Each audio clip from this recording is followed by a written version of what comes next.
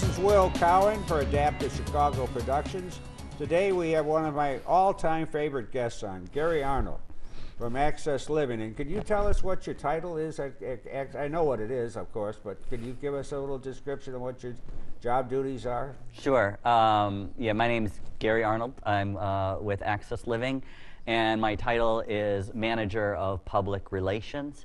And so what that means is I'm the interface for the media and Access Living. So I'll get a call from the media, and then I'll talk to them, find out who at Access Living is the best person for them to speak with, and then I'll make that connection. And then sometimes there's a story that Access Living would like to see in the media, so it's my job to get to know reporters and to pitch them and to try to get our story out there. And then I also do our newsletter and our website and our social media. And one thing I'll just give a plug for really quick is we're also establishing a new training program that's for schools and for places of employment where we can come in and do consulting and give trainings in order to help those institutions be better equipped to provide a more welcoming environment for people with disabilities, where people with disabilities will feel comfortable. Well, let's go on that for a second. Now, I'm a principal of an elementary school,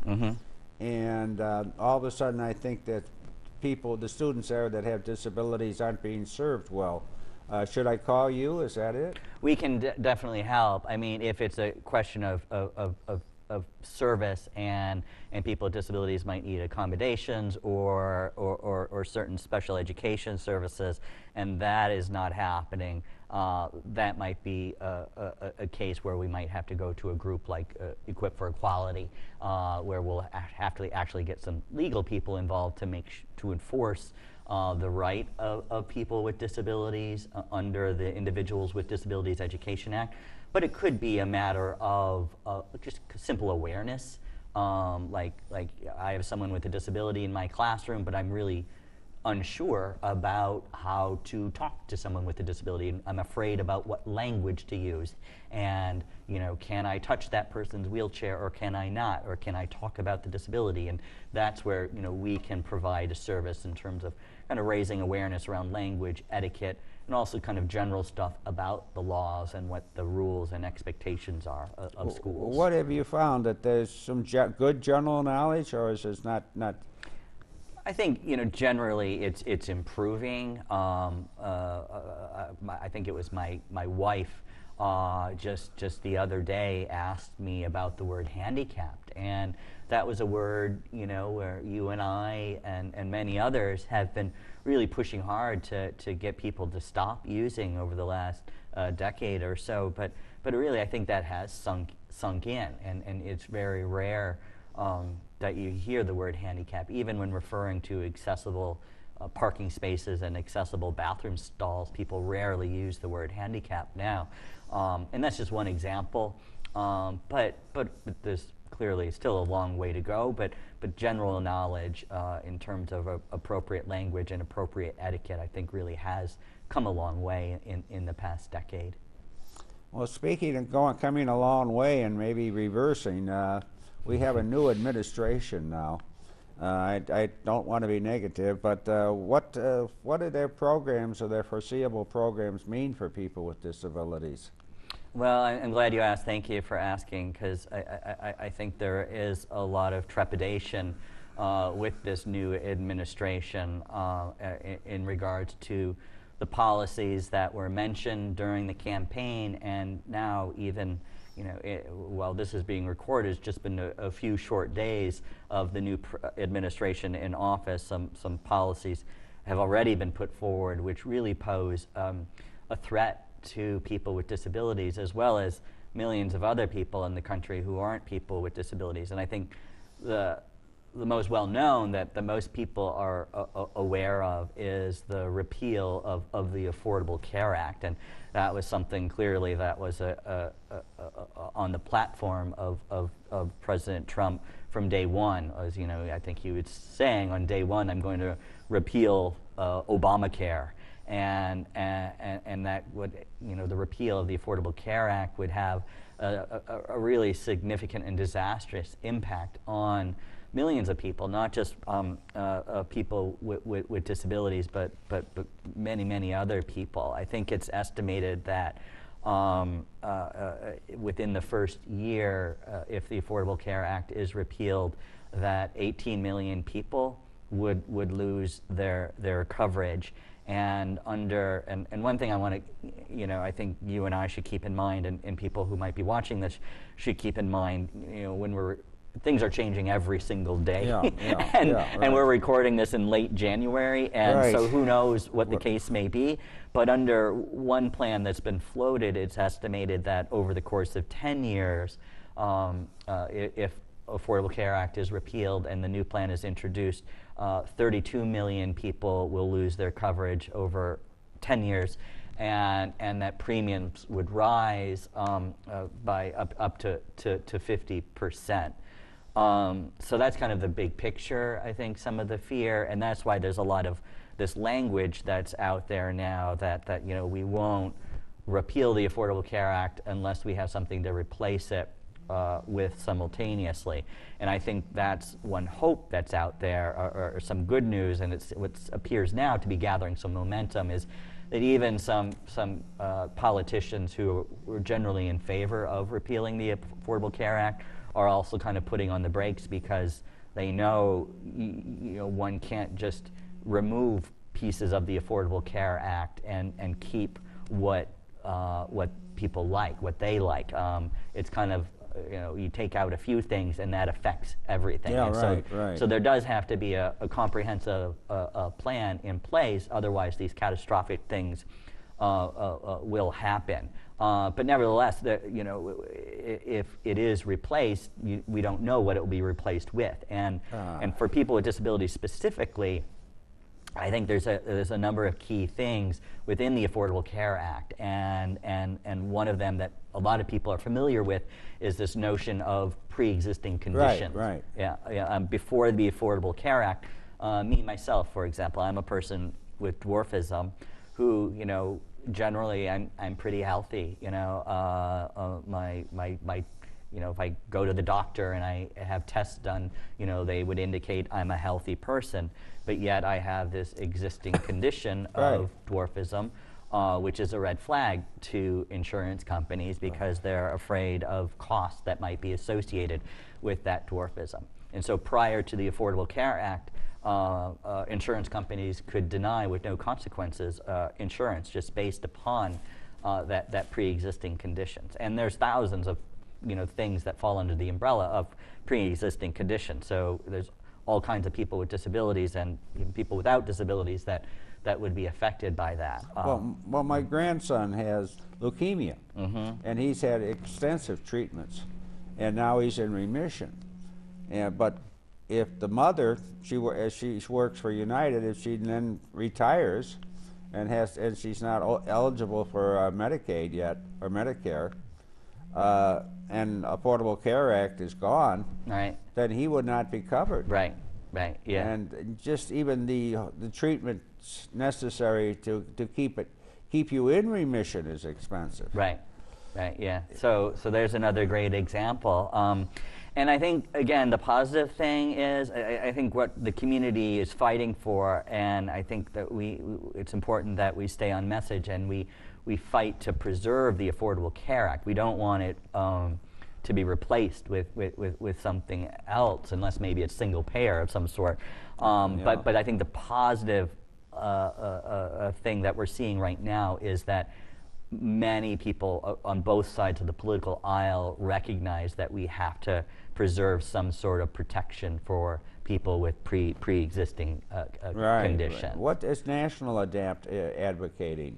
For the protection of the Affordable Care Act, because and I learned this from National Adapt and a platform they put out, and some action alerts that they were putting out, because in addition to the clause that protects those of us with pre-existing conditions, there's a number of other things about the Affordable Care Act that were very positive for people with disabilities. One thing, for example, it set these accessibility standards for diagnostic equipment. So diagnostic equipment is things like when you go to the doctor's office, like a scale, examination table, things that aren't always typically accessible. Why is a scale so important for a person with a disability? Well, what's the first thing that any of us do, right, when we go to the doctor's office, right? We step on the scale. We get our weight measured. But a person in a wheelchair. Right, exactly. You have to have some sort of accessible equipment in order to take an accurate measurement. And a lot of times doctors' offices don't have that accessible equipment. And an easy thing for anyone, it's a human nature, like you're not going to go where you don't feel welcome. And so you had all these people not going to the doctor's office because they knew they weren't going to get equal treatment because of inaccessible equipment, maybe because of a lack of knowledge about disability. And so you have all these people not going to the doctor, and so not able to monitor their health. So if we're improving accessibility at the doctor's offices, that's inviting people to go get their regular checkups, and the Affordable Care Act helped with that. I want to ask you about the Ryan plan and block grants. Right. What is wrong with this idea? Yeah, so that's another, I'm glad you brought that up, thank you, because that's another concern, policy concern with this new administration is changing Medicaid as we now know it and implementing what are called block grants. And block grants essentially, rather than provide for flexibility, will give each state a fixed, a capped amount of money. And it's designed to kind of increase in efficiency and reduce waste and things like that. But critics of that will say, well, Medicaid is already the most efficient healthcare program you can get. It's much more efficient than private insurance. So you already are working with an efficient model. Plus, with these Medicaid block grants, the states cut themselves off from federal incentive programs. And so now, as it is, there's a lot of flexibility, and states are eligible for matching funds from the federal government when they do certain programs. And Medicaid was seen as a key to changing the face of long-term care for people with disabilities. We all know about the Americans with Disabilities Act and its integration mandate that said people with disabilities have a right to live and get services in the most integrated setting. And then 9 years after the Americans with Disabilities Act, we had Olmstead, which is the Supreme Court decision that says it's discrimination to unnecessarily institutionalize someone with a disability. But Medicaid was really kind of this program that helped implement both of those by giving people healthcare access to community-based services. And the federal government was creating these programs that would incentivize states for moving more people out of institutions and into the community, giving states access to federal matching dollars the more people they moved out. If we cut that off, then we're liable to not grow, not increase our long-term care options for people with disabilities. Now, I want to ask on this, moving people out of institutions into homes. Now, this is not everyone. I get in this argument often with people. They say, well, some people just can't leave an institution. They're beyond, they just don't have any motor skills or this or that. But there are a lot of people that do. Right. I think the argument is, well, what services are they? I've heard that a lot also. Well, this person's too disabled. Their disability is too severe. They need the institutional care. Well, what care is it that they're getting in an institution? And there's no reason why that same support and that same service cannot be provided in the community. It's just a matter of creating the right system, creating the right supports. That's why it's so important when you do through community reintegration that every single person that moves out has a very specific plan to support them as they transition out of of the institution and into the community. And one more statistic I just want to throw in: it's estimated that in Illinois, over the course of 10 years again, if we do transition to a block grant per capita or per capita cap program for Medicaid, Illinois will lose $37 billion in Medicaid funding over the course of 10 years. That's a lot of people, and a lot of people not getting their community-based supports. I want to add one thing now.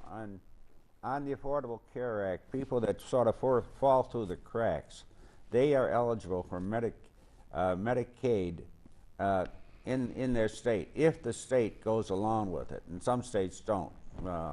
But an enormous number of people are helped by Medicaid as a result. Absolutely. Yeah. All right. Is there any one last thing you'd like to add to us before we wrap it up here? Just one more kind of policy concern of the new administration is a lot of people were commenting over social media, and this is common. All new administrations, when they come into office, they're going to restructure information that's out there on the White House internet pages. But what was very alarming was that all kinds of information about disability programs, disability laws, who to contact at the White House for disability questions was all taken down and not replaced. You click on that page, you weren't redirected to something else. It just said error, page no longer available. So that's kind of leaving a lot of people in blank space with nowhere to go. Hey, that's not so good. Nix or Rix, Damiodes. The three different languages I can think of. There you go. Yeah. Well, we want to thank you. This has been an interesting interview, and let's hope that there's something positive to talk about in the next time we have you on again. So thank you. Thank you, Will. Thanks for the time. I appreciate it. Hello, this is Joel Margolis with Voice of the Disabled, brought to you by Adapt of Chicago Productions. And with me at this moment is Tom Jackson, who is a member of the Adapt of Chicago staff. Tom, understand you're here to tell us about an exciting new project you're working on with some other staff members. What is that project? Well, I'm functioning as a journalist on this project, and it really begins in February 1st, 2012, when a young 15-year-old boy, Stefan Watts, was shot by police officers in the basement of his home. And so this began an interest in this particular dimension of a civil rights issue with the criminal justice system. So we began exploring what's the impact of community policing upon people with disabilities. Because this young man had a disability. Right, because he was autistic, and there was some question as to whether or not the police handled it properly. They said they were trained to know how to handle people with autism. These very officers had been to his house several times, called several times, but on this particular morning, it they ended shot him. tragically. Yeah, okay. They shot him. Now, what kinds of things are you doing to investigate this issue? Well, there are so many different aspects of this question, because it goes not just to people's experiences with the police, but also their experience with the criminal justice system, the courts, and the Department of Corrections. So are you going into the courts? We're currently in contact with the Public Defender's Office, because our first thing that we tried to do is we tried to find out, how do you videotape, how do you interview somebody who is disabled, who is in jail? So you actually are hoping to interview disabled individuals who are currently in jail? Yes. Are you also hoping to interview correctional officers? Yes, we discovered in the course of our investigation that there are officers, correctional officers, who themselves have disabilities. And so, of course, this is important to our community. We would like to hear about these officers, and we have all kinds of questions about how are they credentialed, are they actual correctional officers, are they caregivers, how does this work? And are you hoping to talk to either police chiefs in suburban police forces or heads of departments within the Chicago Police Department? Both. We have some contacts with some suburban police chiefs, and we also have some contacts with the Chicago Police Department, which we're going to follow up on. I want to give credit to Curtis Harris, and he is a social justice advocate. And With what organization? I believe it's called AYLP. Okay, and they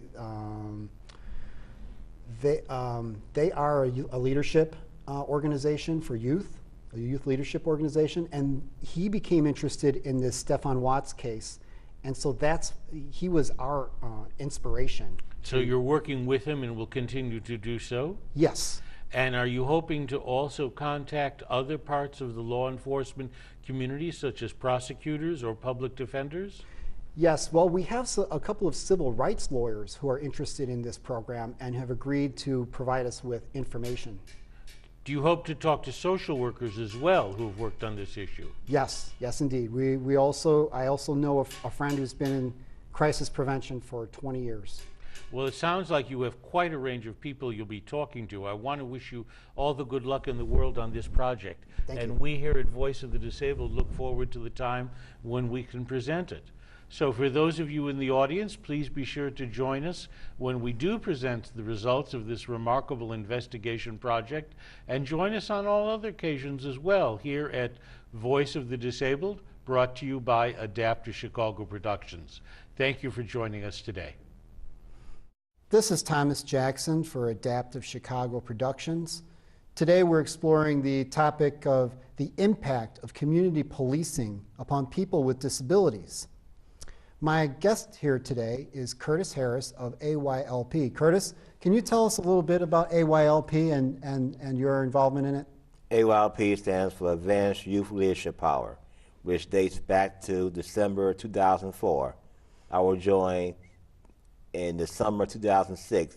I first heard about them when they arrived at Roosevelt University on disability awarenesses, as several members weren't getting their needs met in school. Mm-hmm. At that time, I was a student at Columbia College, and they were sharing Roosevelt's fitness facilities, so I just happened to go there while I was working out, watching the Cubs season opener. Mm-hmm. So I learned about them and told my story, and 2 months later, I joined them. Just 2 weeks after they made a valiant protest against Chicago Public Schools special ed cuts when Arnold Duncan was the CEO. Mm. Also, AYLP is a advocacy group for people with disabilities, correct? Yes, between the ages of 16 and 30. Between the ages of 16 and 30. Now, what brought me into this advocacy for disabilities, this particular topic about the impact of community policing upon people with disabilities, was the Stefan Watts case. Just so that, to recap for our viewers, Stefan Watts was a 15-year-old boy, an autistic boy, who was shot by police in his basement.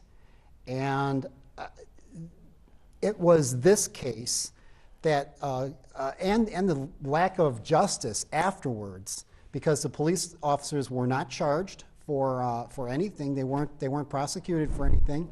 The family went to a civil court, being denied justice in criminal court. They went to civil court, and there it was ruled by the judge, Circuit Court Judge Brewer, that the police and the city of Calumet are immune from lawsuits. And the First Appeals Court of Illinois upheld that unanimously. So now we're really back to social justice action as the only way, our only avenue for justice for Stefan Watts and many other people with disabilities as well as people of color. Can you tell us a little bit about your impression of the Stefan Watts case? My impression is that the Calumet City city government police department the Cook County court system in the state of Illinois have a racially biased system against people of color who get shot and killed by police. If there had been a white person with autism who got fatally shot, the officers would have been charged with murder. Many people believe, just as you do, that in fact it is murder and that it should have been processed in the courts instead of just giving them immunity. The last thing that I heard about the Stephon Watts case is that Black Lives Matter has put him up on their wall as one of the people who has been denied justice. What can we do? What do? We raise awareness. We tell people about these cases. We try to get people to pay attention to these cases.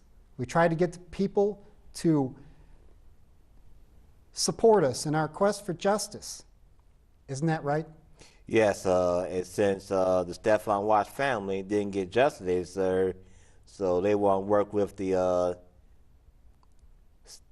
state legislature and Congress to create the Stephon Watts first responder bill for police officers to be trained on handling people with disabilities, including autism as well as mental illness.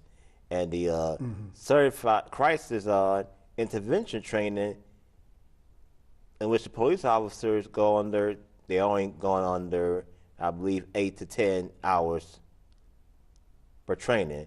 And we want that to expand it to 40. And this spring, AYP is going to have a roundtable with Cook County State's Attorney Ken Fox, who heard about AYP, Chicago Police Superintendent Eddie Johnson, and Cook County Sheriff Tom Darby. It sounds like we are beginning to make the kinds of contacts and the kinds of with the kinds of public officials who can hear our voices and create public policies to help address some of these injustices.